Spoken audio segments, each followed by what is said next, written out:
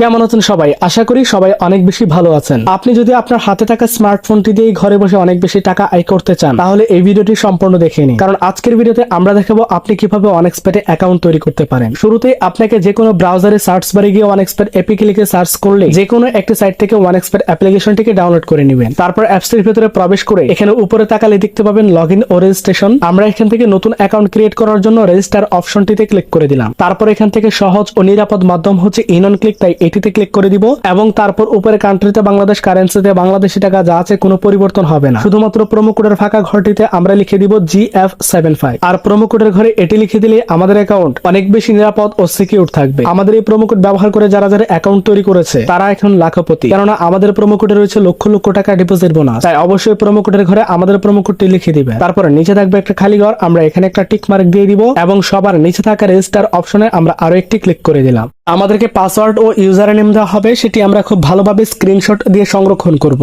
কারণ আমরা যে অ্যাকাউন্টটি ভেরিফাইড করতে চাচ্ছি সেই অ্যাকাউন্টে এই পাসওয়ার্ড ও ইউজার নেম দিয়ে লগ ইন এবং লগ আউট করা যাবে। তাই অবশ্যই নতুন ডিভাইসে আপনি যদি এই অ্যাকাউন্টটি রিকভার করতে যান তাহলে এই পাসওয়ার্ড ও ইউজার নেমের প্রয়োজন হবে। তাই এটিকে খুব ভালোভাবে সংরক্ষণ করে নিব। স্ক্রিনশট দেওয়া হয়ে গেলে নিচে দেখতে পাবেন নেক্সট বলে অপশন থাকবে, আমরা এই নেক্সটে ক্লিক করে দিব। আর নেক্সটে ক্লিক করার সাথে সাথে ঠিক আমাদের সামনে এমন একটি ইন্টারফেস চলে আসবে, অর্থাৎ আমাদের অ্যাকাউন্ট রেজিস্ট্রেশন কমপ্লিট। এবার পালা আমরা আমাদের অ্যাকাউন্টটিকে ভেরিফাইড করব। আর ভেরিফাইড করা যায় ন্যাশনাল এনআইডি কার্ড ও ফোন নাম্বারের মাধ্যমে। ভেরিফাইড করার জন্য নিচের কর্নারে দেখতে পাবেন মেনু বলে একটি অপশন থাকবে, আমরা এই মেনুতে ক্লিক করে দিব। মেনুতে ক্লিক করলে আমাদের সামনে এমন একটি ইন্টারফেস চলে আসবে।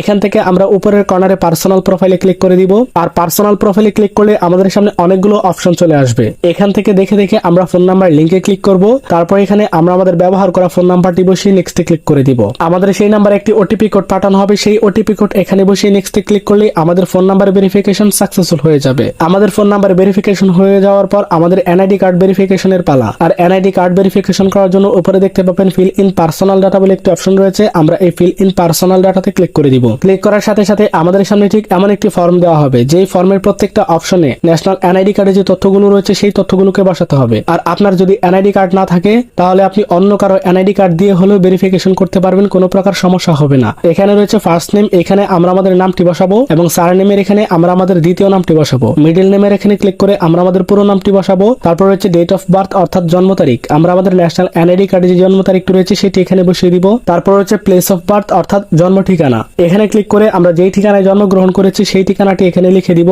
তারপর রয়েছে রিজিয়ন অর্থাৎ হচ্ছে বিভাগ, আমরা বাংলাদেশের যে বিভাগে বসবাস করি সেই বিভাগটি এখানে ক্লিক করে সিলেক্ট করে দিব। সিটিতে ক্লিক করলে যে শহরগুলো চলে আসবে এখান থেকে আমরা আমাদের পছন্দের শহরকে বাছাই করে নিব।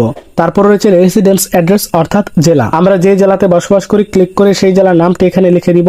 ডকুমেন্ট টাইপে ক্লিক করে ন্যাশনাল এনআইডি কার্ড সিলেক্ট করে দিব। সিরিজের এখানে চাপ দিয়ে 1 বসিয়ে দিব। তারপর রয়েছে ডকুমেন্টস নাম্বার অর্থাৎ আমাদের ন্যাশনাল এনআইডি কার্ডে যে নম্বরটি রয়েছে সেটি এখানে টাইপিং করে দিব। তারপর রয়েছে ডেট অফ ইস্যু, এটি আমাদের এনআইডি কার্ডের পেছনে থাকে, সেই ইস্যু ডেটটি এখানে বসিয়ে দিব।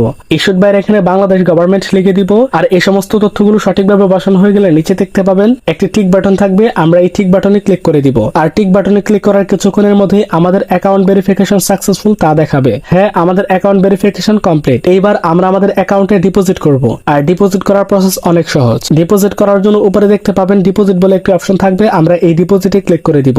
ডিপোজিটে ক্লিক করার সাথে সাথে আমাদের সামনে অনেকগুলো মোবাইল ব্যাংকিং আসবে, আমরা যে কোনো একটি মাধ্যমে ডিপোজিট করতে পারবো। শুধুমাত্র আপনাদেরকে দেখানোর জন্য আমি এখানে নগদে ক্লিক করে দিব। আর নগদে ক্লিক করার সাথে সাথে আমাদের সামনে এমন পেজ চলে আসবে, এখানে আপনি একটু খেয়াল করলে দেখতে পাবেন একটি নগদ ওয়ালেট ও এজেন্ট নাম্বার রয়েছে।